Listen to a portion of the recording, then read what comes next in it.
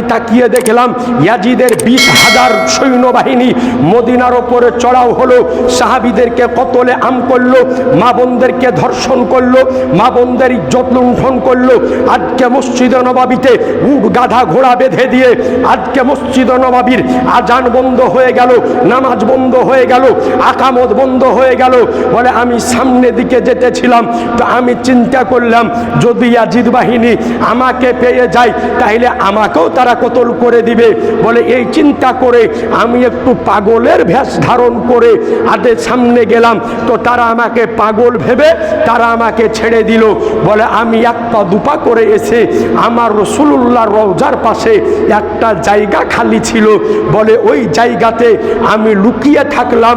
বলে রব্বে কাবার কসম করে বলি মসজিদে নববীতে 3 দিন যাবত আজান বন্ধ ছিল, নামাজ বন্ধ ছিল, আকামত বন্ধ ছিল, কিন্তু আমি লক্ষ্য করে দেখতাম যে যখন যখন আজানের সময় হতো, নামাজের সময় হতো, তো আমার আনিসে বেকাশা সাইয়েদে কাউনো মাকা বেচারুকে চারা বেশাহরুকে সাহারা ইয়াতিমকে বলি হাম গরিবকে হামি, আমার নবী মুস্তাফার রওজার ভিতর থেকে আজকে আজানের আওয়াজ আসতো মুসলমান।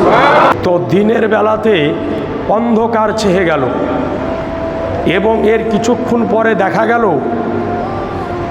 যে কারবালার প্রান্তর সহ বিভিন্ন এলাকায় আকাশের রং লাল বর্ণ ধারণ করল এবং কেতাব সাক্ষী দেয় যে ইমাম আলী মাকাম ইমাম হুসাইন রাদিয়াল্লাহু তাআলা আনহুকে শাহাদাত করে দেওয়ার পরে আকাশের রং যখন লাল বর্ণ ধারণ করল, তো ওই দিন থেকে নিয়ে বেশ কয়েকদিন আকাশ থেকে রক্তের মতো পানি বর্ষণ হয়েছিল। বলেন সুবহানাল্লাহ।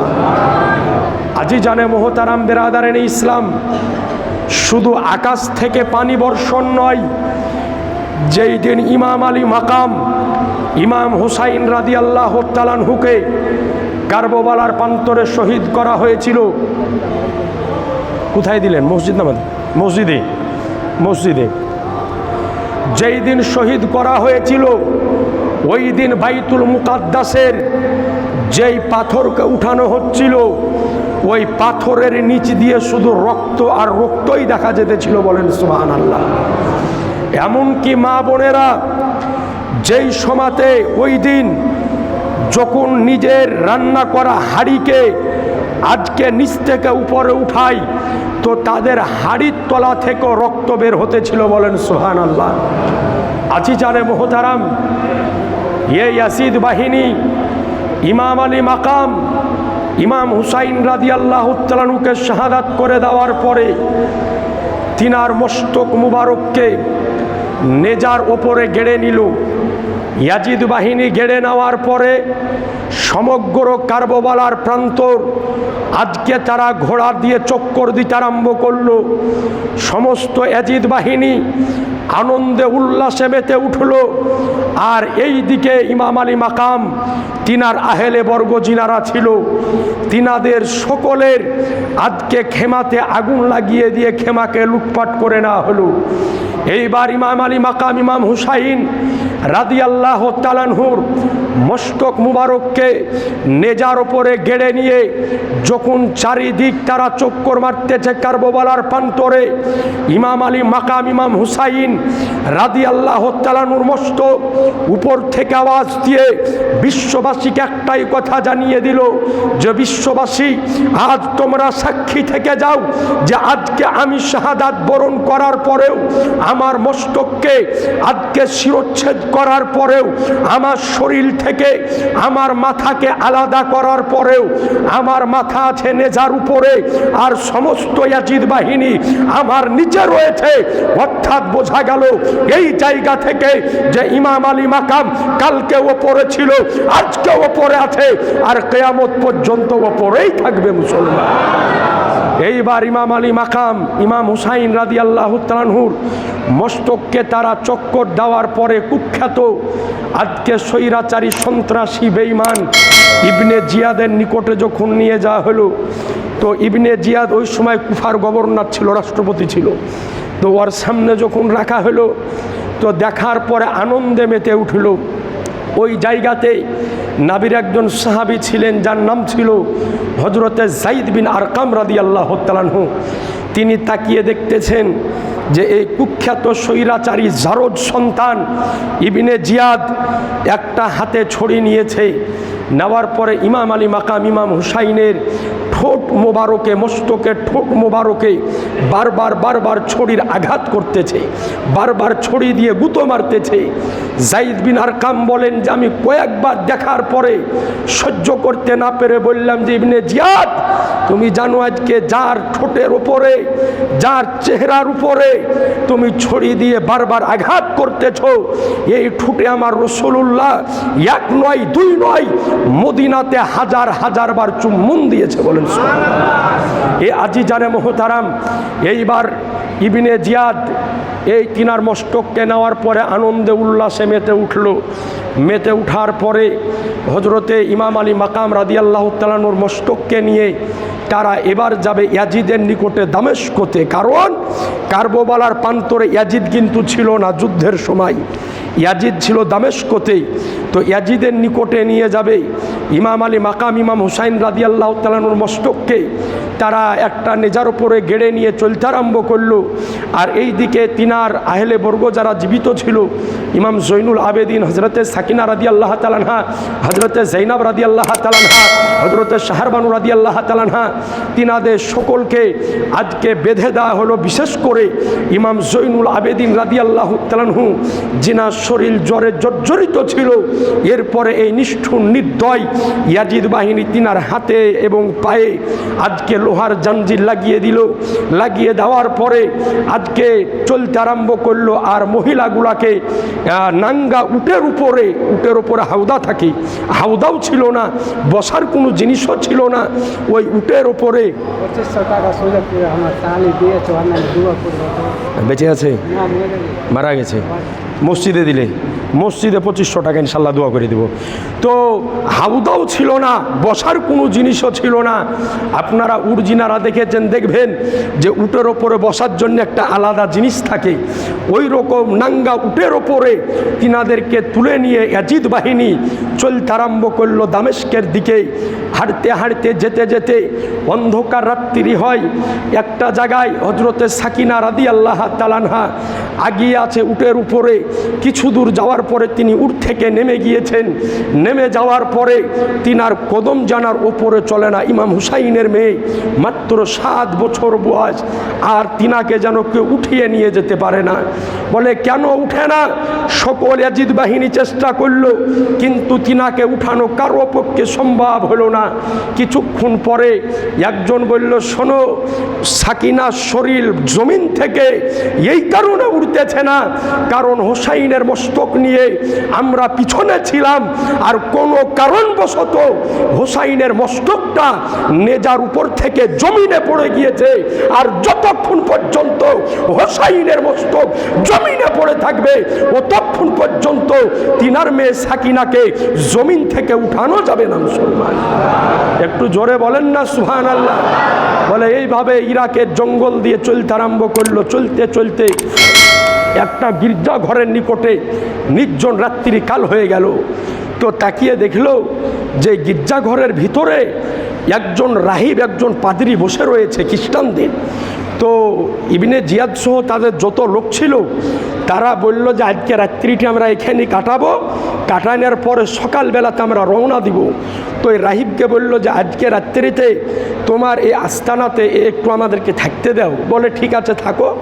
তো এবার ওই সমস্ত মানুষজনকে নিয়ে গির্জার পাশে একটা আস্তানাতে থাকতে দেওয়া হলো।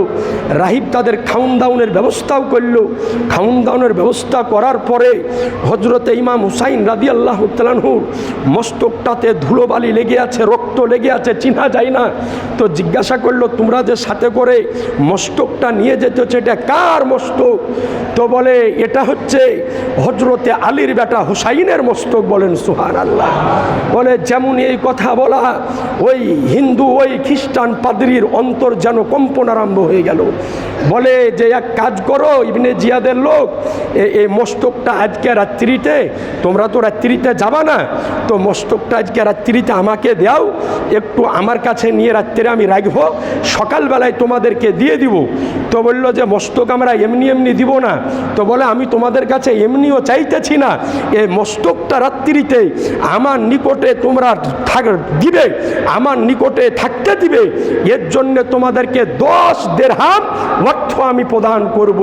তো আজ আপনি তাকিয়ে দেখুন, মানুষের ভিতরে সব চাইতে অর্থের লালচ, টাকার লালচ, পয়সার লালচ সব চাইতে বেশি। ইয়াজিদ বাহিনী খুশি হয়ে গেল, যে মাথা নিয়ে আমরা কি করব? তো যাও আজকের রাত তুমি নিয়ে থাকো, আর 10,000 দিরহাম আমাদেরকে দিয়ে দাও। তো ওই রাহিব 10,000 দিরহাম ইয়াজিদ বাহিনীকে দিয়ে দিল। আর ইয়াজিদ বাহিনী আনন্দের সহিত ইমাম হুসাইনের মস্তককে ওই রাহিবের হাতে দিয়ে দিল। আজ বলেন মুসলমান, আমাদের মধ্যে এই রকম ইয়াজিদ অনেক আপনি পাবেন, যে অর্থের কারণে, টাকার কারণে পূর্বকে পশ্চিম করে দেয়, পশ্চিমকে উত্তর করে দেয়, দিনকে রাত্রি করে দেয়, রাত্রিকে দিন করে দেয়, সত্যকে মিথ্যা করে দেয়, মিথ্যাকে সত্য করে দেয়। এই রকম ইয়াজিদ আমাদের ভিতরেও হাজার হাজার আছে, আছে না নাই? এই রকম হাজার হাজার আছে, যে আজ অর্থের কারণে, টাকা পয়সার কারণে, অর্থের লালচে আজকে পূর্বকে পশ্চিম, উত্তরকে দক্ষিণ করে দেয়। তো এই ইয়াজিদ বাহিনী টাকার লোভে ইমাম হুসাইনের মস্তকটা ওই রাহিবকে দিয়ে দিল, পাদ্রীকে দিয়ে দিল। রাহিব মাথাটা নিলেন, নেওয়ার পরে ইমাম হুসাইন রাদিয়াল্লাহু তাআলা আনহুর মস্তকেরটাকে নেওয়ার পরে একটা সুন্দর পাক পবিত্র জায়গাতে রাখলেন। রাখার পরে হযরত হুসাইন রাদিয়াল্লাহু তাআলা আনহুর মস্তকে যে ধুলোবালি লেগেছিল, রক্ত লেগেছিল, সেগুলাকে তিনি ঝেড়ে ঝেড়ে আজকে ধুয়ে ধুয়ে পরিষ্কার করলেন। করার পরে আজকে আতর লাগালেন, চক্ষু মুবারকে সুরমা লাগালেন। লাগানোর পরে আজকে কপালে চুমা দিতেছেন, গালে চুমা দিতেছেন, মুখে চুমা দিতেছেন, আর একটাই কথা বলতেছেন, হোসাইনের এই কপাল, যেই কপালে আমার নবী চুমা দিয়েছে, হোসাইনের ওই গাল, যেই গালে আমার নবী চুমা দিয়েছে, হোসাইনের ওই ঠোঁট, যেই ঠোঁটের ওপরে নবী চুমা দিয়েছে, হোসাইনের ওই গলা, যেই গলার ওপরে নবী চুমা দিয়েছে। ওই রাহিব বর্ণনা করে যে রাত্রি বেলাতে মস্তককে যখন আমার ঘরের মধ্যে আমি রাখলাম, তো নির্জন রাত্রিকালে আমি তাকিয়ে দেখলাম যে হোসাইনের মস্তক আজকে নূরের আলোর মতো রোশনিতে জ্বলতেছিল। মুসলমান বলে সঙ্গে সঙ্গে এই আলো দেখার পরে রাহিব থাকতে না পেরে ইমাম আলী মাকাম, ইমাম হুসাইন রাদিয়াল্লাহু তাআলা আনহুর আজকে মস্তকের নিকটে দাঁড়িয়ে দাঁড়িয়ে আজকে কালেমা পড়ে ইসলাম ধর্ম কবুল করে নিলেন। তাহলে জেনে রাখবেন, জিনারা আল্লাহওয়ালা হয়, জিনাদের সঙ্গে আল্লাহর কানেকশন আছে, জিনাদের সাথে নবীর কানেকশন আছে, উনারা ইন্তেকাল করার পরেও ইসলামের দাওয়াত ও তাবলীগ করে। বলেন সুবহানাল্লাহ।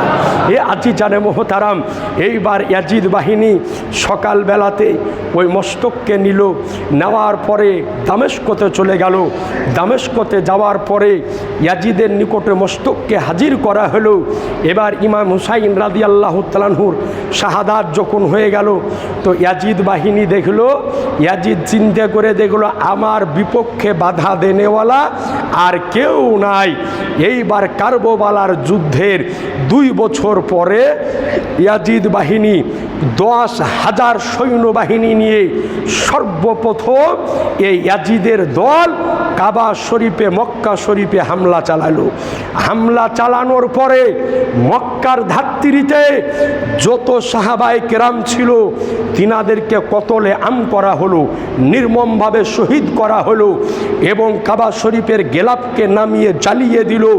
এবং ইব্রাহিম আলাইহিস সালাম যেই দুম্বা কুরবানি হয়েছিল ইসমাইলের বদৌলতে, ওই দুম্বার চামড়া এবং শিং কাবা ঘরে রাখা ছিল, ওটাকেও নিয়ে এসে এই ইয়াজিদ বাহিনী আজকে ধূলিসাৎ করে দিল।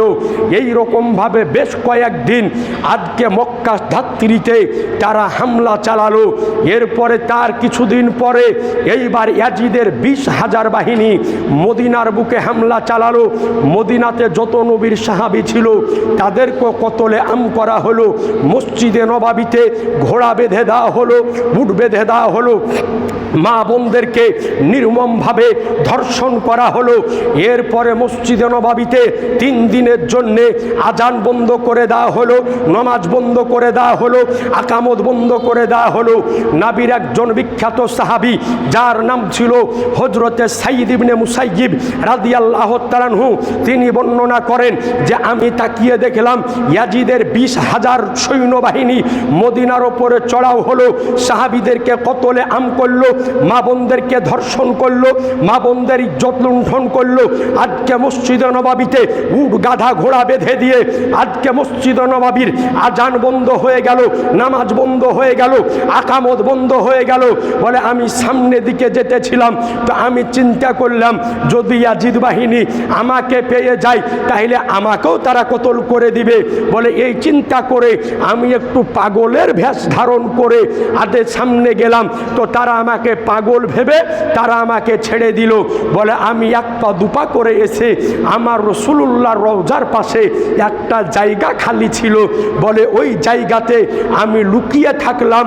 বলে রব্বে কাবার কসম করে বলি মসজিদে নববীতে 3 দিন যাবত আজান বন্ধ ছিল, নামাজ বন্ধ ছিল, আকামত বন্ধ ছিল, কিন্তু আমি লক্ষ্য করে দেখতাম যে যখন যখন আজানের সময় হতো, নামাজের সময় হতো, তো আমার আনিসে বেকাশা সাইয়্যেদে কাউনো মাকা বেচারুকে চারা বেশাহরুকে সাহারা ইয়াতিমকে বলি হাম গরিবকে হামি, আমার নবী মুস্তাফার রওজার ভিতর থেকে আজকে আজানের আওয়াজ আসতো। মুসলমান একটু জোরে সুবহানাল্লাহ হবে না?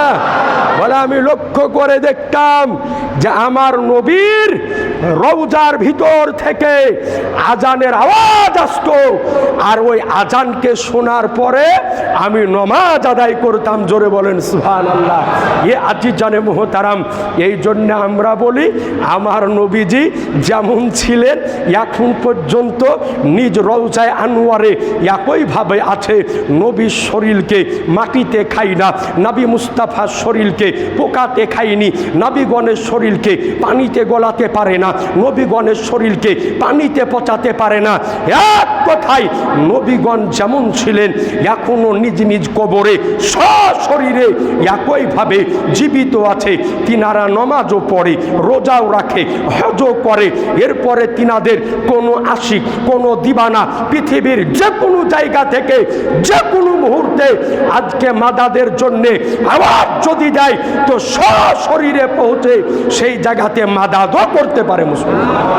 এ আজিজানে মুহতারাম, সুতরাং আপনাদের নিকটে আজ আমি আবেদন করব যে আজ অন্তরের ভিতরে ইমাম আলী মাকাম ইমাম হুসাইন রাদিয়াল্লাহু তাআলা আনহুর মোহাব্বত যদি থাকে, প্রেম যদি থাকে, ভালোবাসা যদি থাকে, তো অন্যায় কাজ, ভুল কাজ, পাপের কাজ করা থেকে বিরত থাকবেন। কারণ জেনে রাখবেন যে 2 দিনের দুনিয়া, আজ আছেন কাল নাও থাকতে পারেন। তবে যে অন্যায় আপনি করে যাবেন এর হিসাব কিন্তু কবরে আপনাকে কিন্তু দেওয়া লাগবে। এতে ছোট করেন আর বড় করেন। একটা কথা জেনে রাখেন, এই কুখ্যাত ইয়াজিদের মউত কিভাবে হয়েছিল ইনশাল্লাহ সামনে জুমাতে আপনাকে শোনাবো। তবে একটা কথা জেনে নিয়েন, কেতাবের মধ্যে লেখা আছে যে কারবালার প্রান্তরে যতগুলা লোক ইমাম হুসাইনের বিরুদ্ধে যুদ্ধে নেমেছিল এবং যারা এই যুদ্ধে ইমাম হুসাইনের বিপক্ষ নিয়েছিল এবং ইয়াজিদের পক্ষে নিয়েছিল, এরা দুনিয়ার বুকে সকলেই কারো ভালোভাবে মউত হয়নি। অর্থাৎ জাহান্নামের যে কি সাজা এরা দুনিয়ার বুক থেকে টের পেয়ে কবরে গিয়েছে। সুতরাং সাবধান, অন্যায় যদি করেন, পাপ যদি করেন, অন্যায় যদি করেন, তো জেনে রাখবেন দুনিয়ার বুকে আপনাকে আল্লাহ, দুনিয়ার বুকে এর যে কি ভয়াবহ সাজা দুনিয়াতে আপনাকে টের পাবে। আমার চাইতে অনেক বয়স্ক মানুষ, জ্ঞানী গুণী মানুষ আপনারা আছেন, একটু সকলেই বলেন তো যে দুনিয়ার বুকে যেই ব্যক্তি কাউকে কষ্ট দিয়ে, দুঃখ দিয়ে, হক নষ্ট করে, গলা ধাক্কা দিয়ে, মেরে, গালি দিয়ে, মানুষকে শোষণ করে, মেয়ের ইজ্জত লুণ্ঠন করে যেই ব্যক্তি দুনিয়ার বুক থেকে গিয়েছে, আপনি একটাও দেখাতে পারবেন না যে কারো মউত ভালো করে হয়েছে। একটারও মৌত ভালো করে হবে না। কারণ পৃথিবীর বুকে আল্লাহকে আজকে চেতাবনী দিয়ে দেয় যে তুমি কবরে খালি আসো, তুমি খালি আসো, তোমার বাটাম ফাটানোর লাগে ফারিস্তার অপেক্ষা করছে, দেরি করিও না, তুমি খালি আসো। তো সুতরাং মুসলমান সাবধান, অন্যায় করবেন খুব চিন্তা করে যে আজ আমি হয়তো কারোর জন্য অন্যায়টা করে দিলাম, কিন্তু আমি যখন কাল কবরে যাব তো যার জন্য অন্যায় করলাম ও কিন্তু আমার কবরে যাবে না, যাবে নাকি? ও কিন্তু যাবে না, আপনাকে একাই যেতে হবে। সুতরাং ভাইয়েরা আমার একেবারে খুব সাবধান যে অন্যায় করবেন, পাপ করবেন, খুব চিন্তা করে যে এর হিসাব আমাকে আল্লাহর নিকটে দেওয়া লাগবে। আজ আপনি কলেজে যান, স্কুলে যান, আজকে ব্যাংকে যান, যেখানে যান, থানায় যান, কোর্টে যান, বাইরে লেখা আছে যে আপনি এখন সিসিটিভি ক্যামেরার অধীনে, লেখা থাকে না? তো ওই জায়গাতে যখনই লেখা দেখে যেখানে সিসিটিভি চলছে তো মানুষ ওই জায়গাতে চুরি চামারি করতে পারে না, ভয় করে যারে বাবার এখানে সিসিটিভি আছে, চুরি করলে আমি ধরা পড়ব, অন্যায় করলে আমি ধরা পড়ব। আজ দুনিয়ার ধরাতে সিসিটিভি দেখে ভয় লাগে, আর আল্লাহ আপনাকে জন্মের সময়তে আপনার দুই কাঁধে দুই সিসিটিভি দিয়ে পৃথিবীতে পাঠিয়েছে, কেরামান আর কাতেবিন। সব সময় আপনি কি করছেন না করছেন ওটা কিন্তু তিনারা নোট করতেছে। দুনিয়াবি সিসিটিভি খারাপ হয়ে যেতে পারে, ভিডিও ডিলিট হয়ে যেতে পারে, কিন্তু দুইজন ফারিস্তা কেরামান কাতেবিন তারা যে দুইজনে লিখছে, ইনাদের ডিলিট হবে নাকি? ইনাদের ভুল হবে নাকি? জি না। সুতরাং অন্যায় করার মন করলে এই দুই সিসিটিভির কথা মনে রাখবেন যে আমি অন্যায় যদি করি তো ইনারা কিন্তু এটা লিখে রাখবে। আল্লাহ পাক যেন আমাদের সকলকে সঠিক বুঝদান করে। সকলে বলি আল্লাহুম্মা আমিন। ও আখেরি দাওয়ানা আনিল হামদুলিল্লাহি রাব্বিল আলামিন। আসসালামু আলাইকুম ওয়া রাহমাতুল্লাহি ওয়া বারাকাতুহু।